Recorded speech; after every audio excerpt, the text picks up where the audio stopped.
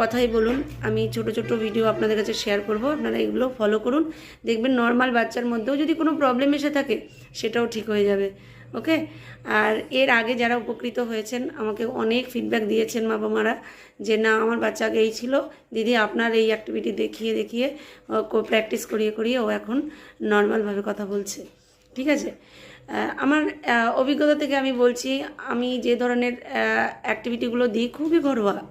এটা কোনো স্পেশাল কেউ কোনো কিছু কিনে আনতে হবে এরকম কিছু না। আপনার বাড়িতে যা আছে আপনি তাই দিয়ে বাচ্চাকে থেরাপি দিন। আপনার নর্মাল বাচ্চাকেও থেরাপি দিতে পারেন। আমি বলবো না যে এটা নর্মাল বাচ্চার কেন আপনি থেরাপি দেবেন। থেরাপি কোনো বিষয়, বড় রকমের কোনো বিষয় না। থেরাপি মানে হলো আমার হিসাবে, আমার অভিজ্ঞতা থেকে আমি যেটুকুই আপনাদের কাছে মানে আমি সঞ্চয় করেছি সেইটুকু আপনাদের কাছে প্রেজেন্ট করতে চাইছি। ঠিক আছে। যেমন ব্লয়িং শেখাটা খুবই গুরুত্বপূর্ণ। এই দেখুন আমি কথা বলছি, ঠিক আছে, এই কথা বলছি, এখানে হাত দিয়ে দেখবেন, আপনিও যখন কথা বলবেন হাত দিয়ে দেখবেন যে হাওয়া বেরোচ্ছে। এবার ফু ফু না বেরোলে কিন্তু বাচ্চা বলুন, মানুষ বলুন, কথা বলতে পারে না। তো আপনি চেষ্টা করুন মুখের কাছে হাত দিয়ে আপনি খেয়াল করুন যে আপনিও দেখুন কথা বলছেন আর হাওয়া বেরোচ্ছে। আপনি যখন কথাটা বলছেন দেখবেন একটা শ্বাস নিচ্ছেন, শ্বাস নেওয়ার পরে কি হচ্ছে, ধীরে ধীরে সেই শ্বাসটা অল্প অল্প করে হাওয়া বের করছেন আর কথা বের হচ্ছে আর হাওয়াও বের হচ্ছে। যখনই আপনার হাওয়া শেষ হয়ে যাচ্ছে তখনই আর একটা দম নিতে হচ্ছে। তাহলে বুঝতেই পারছেন কথা বলার জন্য ফু দেওয়াটা কতটা গুরুত্বপূর্ণ।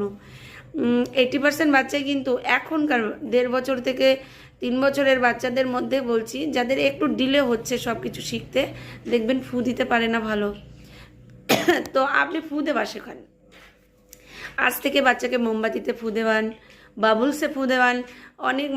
আমি অনেক মায়েদের সঙ্গে আলোচনা করেছি এ বিষয়ে, সেটাই আপনাদেরকে বলছি। অনেক মায়েরা বলেছেন যে ম্যাম আমার বাচ্চা তো ফু দিলে বাবুলসগুলো ধরে কিন্তু ফু দিতে পারে না।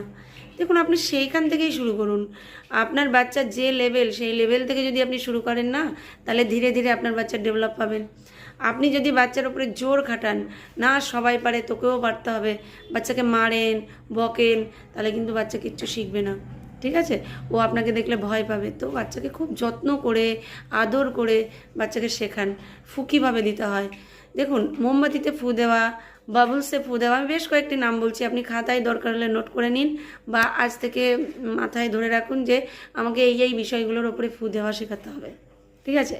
তারপরে ধরুন এই হাতের এই উল্টো পাশে আপনি কিছুটা পাউডার নিন, নিয়ে ফু বলে আওয়াজ করে ফু দিন।